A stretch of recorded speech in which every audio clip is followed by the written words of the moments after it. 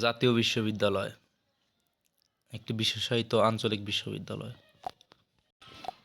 আসসালামু আলাইকুম, আশা করি সকলে ভালো আছেন, তবে আমি ভালো নেই। তো আপনার প্রিলিমিনারি টু মাস্টার্স পরীক্ষা 2022 10 তারিখে রেজাল্ট দিয়েছিল। তো আমি ওইখানে মানে স্টুডেন্ট। তো তারপর আমি এতদিন পরে কেন এই ভিডিওটা করতেছি, ভিডিওটা না করে পারলাম না। আসলে বিষয়টা হচ্ছে কি, মানে পাস কোর্সের স্টুডেন্ট জাতীয় বিশ্ববিদ্যালয় সবসময়ই বৈষম্যের শিকার হয়ে আসছে, চাকরির ক্ষেত্রে হোক বা একাডেমিক ক্ষেত্রে হোক, সব ক্ষেত্রেই। মানে তারা স্টুডেন্ট হিসাবে কোনো গুণাই ধরে না কেউ। কী জন্যে? এই যে দেখতে পারতেছেন যে রেজাল্টটা যে হলো, এখানে আপনার পাশের হারটা দেখেন 44.86%, মানে 50%-এর নিচে পাস। তো এখন অনেকে ভাবতে পারেন যে যারা ডিগ্রি পাস করেছে তাদের কোনো মাথায় কোনো জ্ঞানই নেই, তারা কোনো স্টুডেন্টই না, বা তারা পরীক্ষার ক্ষেত্রে একটি সাবজেক্টের এক্সাম হয়েছে যেহেতু প্রিলিতে বা মাস্টার্সে, তো সেই ক্ষেত্রে সেটার স্ট্যাটিক্সটা তারা ধরতে পারেনি। বিষয়টা এমন না। বিষয়টা হচ্ছে যে তারা ইচ্ছা করে এই কাজগুলো করে জাতীয় বিশ্ববিদ্যালয়। কারণ আমি এটা বিশ্বাস করতাম না, আর নিজে বাজে এক্সপিরিয়েন্স না করলে। আমি নিজে একজন পরীক্ষার্থী ছিলাম।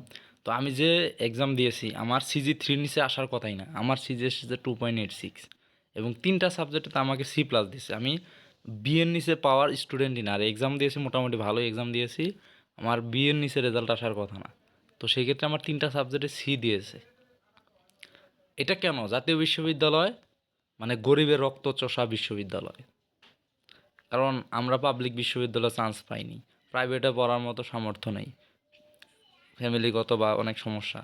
সেজন্য আমরা জাতীয় বিশ্ববিদ্যালয় নিয়ে পাশ করছে ভর্তি হয়েছি, বা এখন আমাদের চাকরির ক্ষেত্রে মাস্টার্সটা জরুরি হয়ে যাচ্ছে। সেজন্য প্রিলিমিনারিটা না করলে মাস্টার্স করা যায় না। তো সেই ক্ষেত্রে তারা এই ধরনের একটা ট্র্যাপের ব্যবস্থা করছে, যে যারা মোটামুটি পাশ করার মতো পরীক্ষা দিয়েছে তাদেরকে ফেল করিয়ে দেওয়া হয়েছে। যারা CG3 পাবে তাদেরকে CG3 নিচে রাখা হয়েছে, যাতে তারা 1200 টাকা দিয়ে মান উন্নয়ন বা ভোট চ্যালেঞ্জ করে। এটা একটা বিজনেস। তো অনেকে ভাবে যে জাতীয় বিশ্ববিদ্যালয় একটি সরকারি বিশ্ববিদ্যালয়, কিন্তু এটা আসলেই কার্যক্রমটা ব্যবসায়িকের মতো। তারা বিজনেস করে আমাদের মতো গরিব স্টুডেন্টের। অনেকে হয়তো 1200 টাকা দিয়ে আবেদন করবে বা অনেকে রেজাল্ট পাবে, কিন্তু বিষয়টা তো সেরকম না। এটা আপনার এটা রেটটা কমানো 200 থেকে 300 টাকার মধ্যে, কিন্তু বোর্ড চ্যালেঞ্জ এই ফিটা যদি করতো তাহলে সেটা মেনে নেওয়ার মতো ছিল। আবার তো এটা আবার রেজাল্টে বা ইটা আবার বিশ্ববিদ্যালয় থেকে আনতে হবে, কলেজের সাথে খুব একটা সম্পৃক্ত না। তো বিষয়টা হচ্ছে যে জাতীয় বিশ্ববিদ্যালয় বারবারই এই ধরনের কাজগুলো করে থাকে। তারা স্টুডেন্ট খাতা মূল্যায়ন সঠিকভাবে করে না, তারা ইচ্ছাকৃতভাবে নাম্বার একটা বসিয়ে দেয় বা অনেকে ফেল করিয়ে দেয়। কারণ আমি CG3 পাওয়ার নিচে কোনো স্টুডেন্টই না, বা এক্সামও আমার অতটা খারাপ হয়নি যে আমার CG3 আসবে না। তো আমার CG3টা আসলো না। তো এখন 3টা সাবজেক্টে যদি আমি মান উন্নয়নের জন্য বোর্ড চ্যালেঞ্জ করি, আমার 3600-3700 টাকার মতো খরচ হবে। এখন আমার এখন যে পরিস্থিতি, এত টাকা আমার কাছে নাই। তো তারপরে আমি একটু ঘাটাঘাটি করলাম যে এপ্রিলের রেজাল্টটা চাকরির ক্ষেত্রে খুব একটা কাজে লাগে না, তো সেই জন্য ভোট চ্যালেঞ্জ নাও করতে পারি আমি। কিন্তু বিষয়টা কিন্তু তারা খারাপ, আমার রেজাল্টটা মানে আমার পড়াশোনার যে ধারাবাহিকতা তারাকে নষ্ট করে দিল। তো এটাই।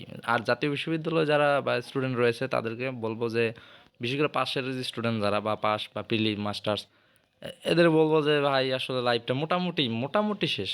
আসলে মোটামুটি শেষ। এখান থেকে ভালো মানে সার্টিফিকেট দিয়ে ভালো কিছু আসলে করা পসিবল না, কারণ আমার 8 বছর চলতেছে, আর মাস্টার শেষ করতে করতে মোটামুটি 9 থেকে 10 বছরের মতো হয়ে যাবে। তো চাকরির বয়স প্রায় মোটামুটি শেষ। তো সেই ক্ষেত্রে এখন আর ভালো কিছু আশা করা যায় না, কারণ জাতীয় বিশ্ববিদ্যালয় আর 24 মাসে বছর, এটা নিয়ে আমি একটা নেক্সট ভিডিও করব। তো আপনারা অপেক্ষায় থাকেন, সকলে ভালো থাকেন, আল্লাহ হাফেজ।